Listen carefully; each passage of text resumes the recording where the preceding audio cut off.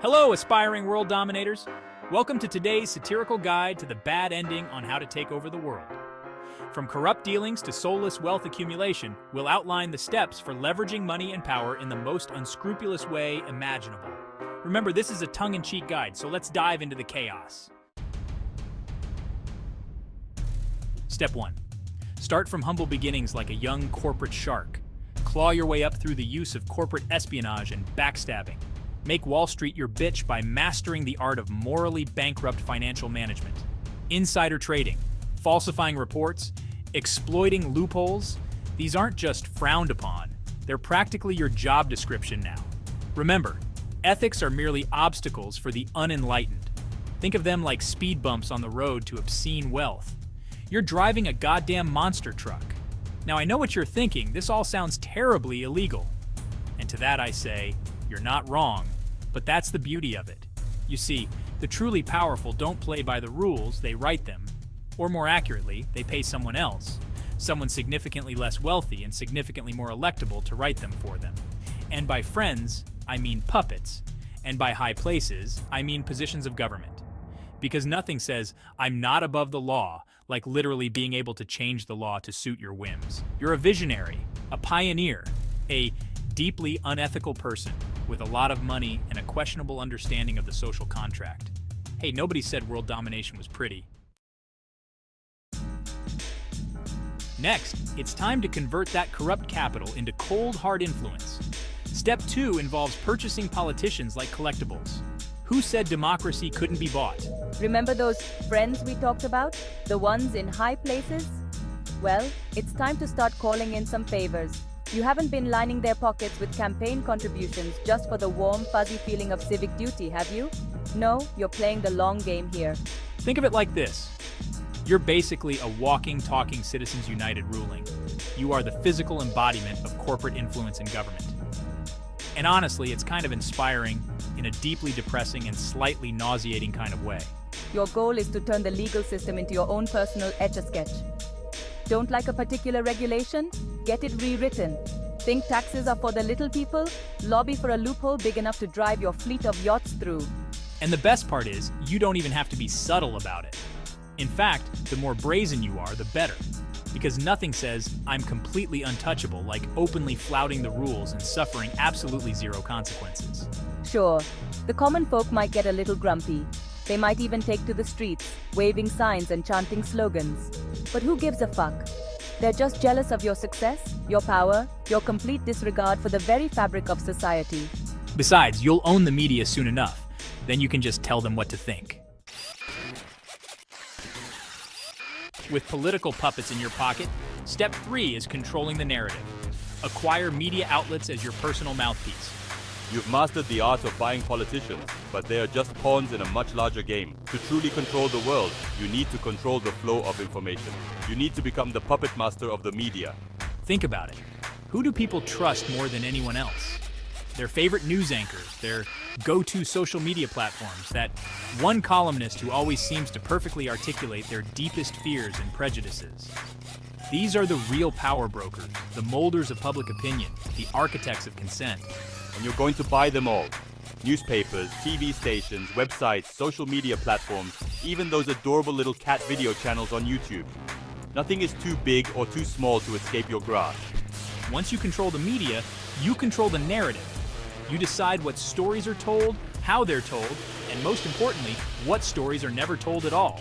Got a pesky scandal brewing? Bury it under a mountain of fluff pieces about your latest philanthropic endeavor. Need to justify a morally questionable business decision? Commission a few op-eds about the importance of disruption and innovation. The beauty of it is, most people won't even realize they're being manipulated. They'll happily consume your carefully curated version of reality, thanking you for the privilege of doing so. It's fucking genius. As your sphere of influence grows, step 4 is global corporatization.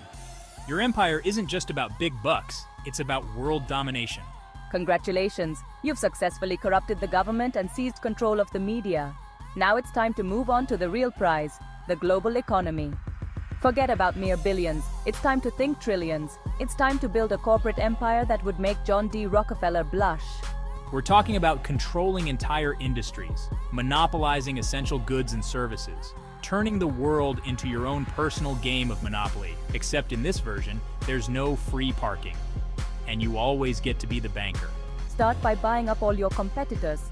Don't be afraid to play dirty. Hostile takeovers, insider trading, even good old-fashioned sabotage are all fair game. Remember, in the immortal words of Gordon Gekko, greed, for lack of a better word, is good. Once you've crushed the competition, it's time to start thinking vertically. Control the entire supply chain, from raw materials to manufacturing to distribution.